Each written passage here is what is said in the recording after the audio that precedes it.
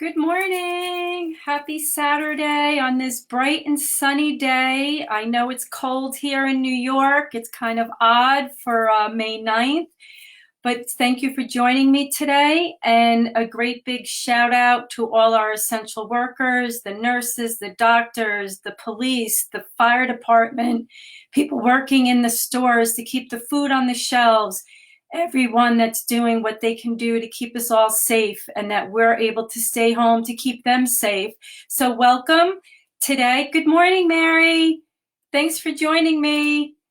And I'm here, I'm presenting my first children's book, The Golden Pathway today, which is based on the Underground Railroad. And this story came to light through my writing course that I took back in 2007. And I had submitted this to the Writer's Digest contest. It was their 77th one back in about 2008 or 9. And it placed in the children's category. And it garnered some interest with a publisher in St. Louis, Guardian Angel Publishing. And happily, they offered me a contract. And after a few rounds of edits, expanding the book with the original short story, I now hold this book in my hand since 2010. So without further ado, I'm going to start reading about the Golden Pathway.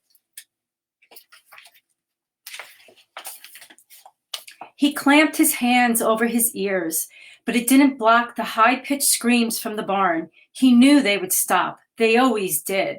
Yet the silence scared David even more, knowing Pa would seek a new victim next time. Thud, thud. Pa's heavy footsteps echoed on the porch.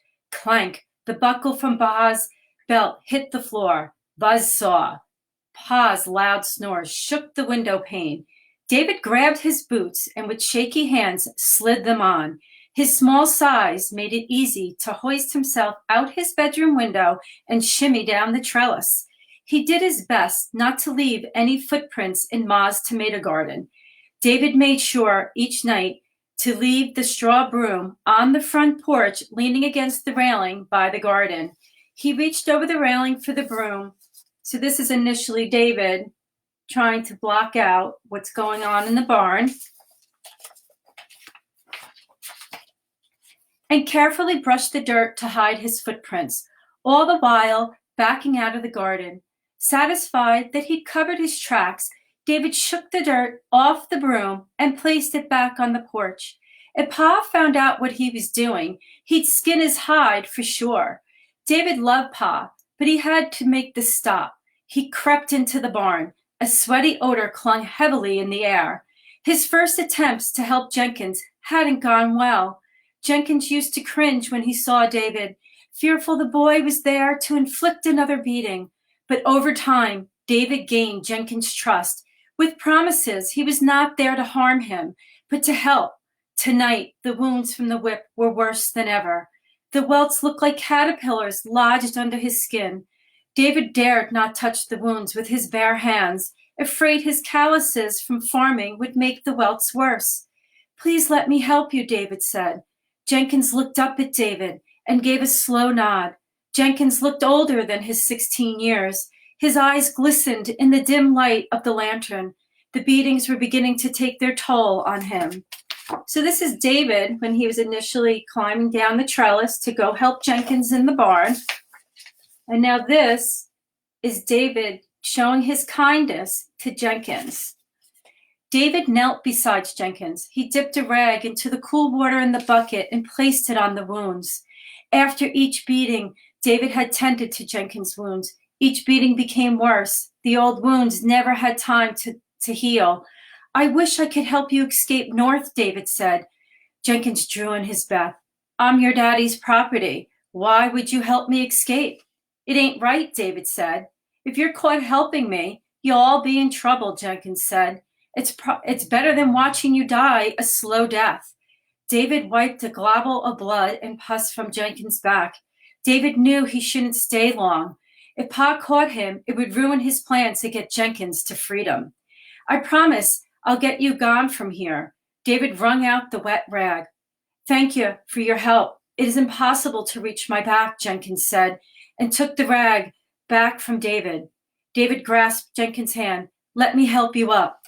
No, I can get up myself. You've done enough. So with David's kindness towards Jenkins, I hope you're starting to think, what could possibly happen now with David helping Jenkins? But David replied, go before you get caught. David expelled a deep breath. He often wondered how Jenkins managed on his own. Tonight he took a last look before closing the barn door. David watched in horror as Jenkins slowly pulled himself to his knees and grabbed hold of the barn stall. He staggered to his feet and slowly made his way back to the back of the barn. David's instincts were to call out to him, but the lump that formed in his throat prevented him to even whisper. Uncertain how much time passed, David still knew time was of the essence and hustled back to the main house. He dove into bed in the nick of time. The bedroom door opened. Beyond the flicker of the candle, David could make out Pa's shadow. Pa's whiskey stink filled the room. Beads of sweat trickled down David's face. He was tempted to wipe them away, but couldn't risk movement. Finally, Pa shut the door. David was too wound up to sleep. He lay awake until the roosters crowed. Then he bounded down the stairs and headed outside. He was determined to finish all his chores before Pa went to town. So there's David working in the farm in the background there, doing his chores, so hopefully he'll be able to go into town with his father. Looking up, he saw Pa hitching up the team to the wagon. David threw the feed to the chickens, ran to Pa, and screeched to a halt. Pa, I'm done with my chores. Can I go with you? No, he waved David away. Your ma needs you here. But Pa, David said, I've done my chores.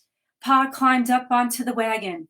Do what you're told, boy. Pa whipped the horses. The dust wafted around David as they galloped away. David coughed and ran to the creek at the far end of the meadow. Warm tears streamed down his cheeks and trickled off his chin. He waded in to splash the dust from his face. David, Jenkins whispered, over here. David spun around. Where? Behind the raspberry bush, Jenkins said. David could make out the shadow of Jenkins cowering behind the thicket as the sun glared bright on a cloudless day. Before David picked his way around the bush, he glanced over his shoulder to make sure no one was watching. What you doing here? Wanted to thank you for your kindness, Jenkins said. David poked the ground with his thumb, unable to make contact. I'm sorry about Pa. It ain't your fault he's a mean soul, Jenkins told the boy.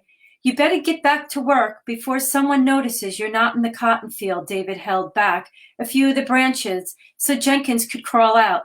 He watched the sleigh boy run towards the cotton fields. Knowing Jenkins was safe this time, David crawled out the opposite way. He'd best hurry and find Ma before she wondered where he went off to. David stomped his feet on the front porch to bang the mud off his boots. He swung the door open, leaned in the doorway, keeping his feet outside. Ma, what chores need to be done? Ma glanced up from the spinning wheel. Her hands and foot never wavered. The speed at which Ma could spin amazed David. You need to sweep the porch and barn stalls before your Pa gets home, Ma said. The porch was easy enough, but David hated the barn stalls. No matter how hard he swept them, it never seemed like he got anywhere. David would tie a cloth around his head and drape it. So there's David in the barn doing what his mom asked him to do and drape it over his mouth and nose, but to no avail. The odor of horse manure and hay always seeped into his mouth and nostrils. It made him retch every time. Maybe if he worked extra hard, Pa would take him into town tomorrow. David didn't think Jenkins could hold on much longer. Almost finished with his chores, the sound of hoofs beating the ground grew louder each second. The noise warned David of Pa's arrival before he could catch a glimpse of him. He hustled outside so he'd be ready to grab the reins when Pa came to a stop. David could never please Pa. Nothing worked. David stepped forward, grabbed the reins, and held on with all his might. If he let go, Pa would call him a sissy again. Not this time. He guided the team into the barn to remove their harness. David didn't dare speak at supper until he knew Pa was in the right mood and his belly was full. Despite the awful smell from the barn in his nose and mouth, The stew Mom placed on the table made its way to David's senses. The brown gravy bubbled over the collards, potatoes, and venison meat, making David's stomach rumble with hunger. For the first time in David's life, Pa praised Ma about the meal. "Well, I'll say you cooked a mighty fine meal tonight. It's now or never. Pa, do you think I could go into town with you tomorrow? As long as your Ma don't need you." Ma stood up and grabbed her change tin from the cupboard. "That's fine. Take this and get me a pound of flour." David tried to contain his excitement. "Yes, ma'am." Now there was a reason to leave Pa while in town. Perfect. What do you think is going to happen? What do you think David is up to? David made sure he was ready first thing in the morning. As soon as the wagon stopped, David jumped down onto the dirt road lined with several buildings. The saloon, the sheriff's office, and the post office stood just beyond the wagon, the general store and bank on the other side. "You make sure you come right back," Pa warned him. Pa always wanted you to think he had business in town. David knew better. Pa must have thought David and Ma were stupid. Pa's breath always reeked of whiskey upon his return from town. The nauseating smell made David's stomach curdle. At least he didn't have to share a bedroom with Pa. David didn't know how Ma put up with the stench, but she never said a word. "Yes, sir." David crossed the dirt road to the general store. He forced himself not to look over his shoulder. Pa would think it strange. No customers were in the general store. David placed the coins on the counter. "1 pound of flour, please," David said. Beads of sweat trickled down his brow. Why do you think David is so nervous? Mr. Stump took the money, reached into the barrel, and measured the flour. David's heart pounded so loud it was hard to hear his own words. But he finally worked up the courage to say, "I've a package to be delivered." Mr. Stump handed David the bag of flour. "Be gone with you now. I've things to do." "But aren't you a Quaker?" David said. Mr. Stump placed his hand over David's and looked up at the door. "You must be careful what you say." The storekeeper reached into his pocket and slipped a piece of paper onto David's palm. "You keep that paper safe now and follow the directions. Godspeed." What do you think is happening? So there's David in the general store speaking to Mr. Stump as he slips the note to him. So let's see what happens next. David stuck the paper into his boot, tucked the pound of flour under his arm, and walked out into the bright sunlight right into Pa. "What took you so long, boy?" Nothing. Just had to wait my turn was all," David said. That night, David held the paper to the moonlight by the window. It read, "Follow the sycamore trees to the Olson homestead. Whistle 3 times. The conductor will take the package. Don't tell a soul." There's David reading the note that Mr. Stump at the general store gave him with very specific instructions. David sat on his bed, still as he could be, and listened to the sounds of the house. Convinced all were asleep, David climbed down the trellis and ran to the shed. He shook Jenkins awake and told him what to do. Jenkins looked around, pulled his worn Bible out from underneath the hay, and stuffed it into the potato sack along with the apples David gave him. The slave hesitated a moment, hugged David, and ran. David climbed into bed with the biggest smile he ever had. Pa would never figure out he helped Jenkins escape. In Pa's eyes, David was too much of a sissy to do anything so brave. Not only brave, but smart, because he knew he would have to find a different way to help the next slave escape to freedom. So there's David and Jenkins sharing a lovely embrace because David really put himself out on the line to help Jenkins get to freedom. And as Jenkins runs off into the night to the Olson homestead to freedom, David lays in bed that evening, happy that he was able to get the boy out. So as an author's note, I put a bibliography in here, and an author's note that says the Underground Railroad used many different code words to get slaves to freedom. The people that helped the slaves along the railroad were called conductors. The slaves were considered passengers or cargo and were called freight or packages.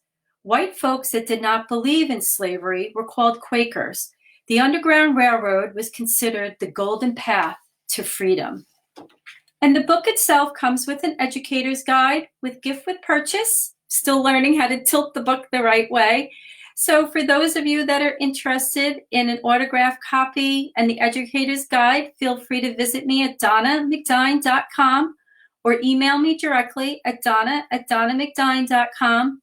And for those of you viewing the video live or within the next few days and you leave comments, you'll be automatically entered to win a bundle of one set of books of my 6 children's books and signed and personally autographed to the recipient. So thank you for joining me today, and I wish you a pleasant weekend, a happy Mother's Day, and please continue to be safe and well. And I appreciate for all those that have tuned in today. Mary, I'm so happy you enjoyed the story. And have a great weekend, everyone. See you next weekend. Take care. Bye-bye now.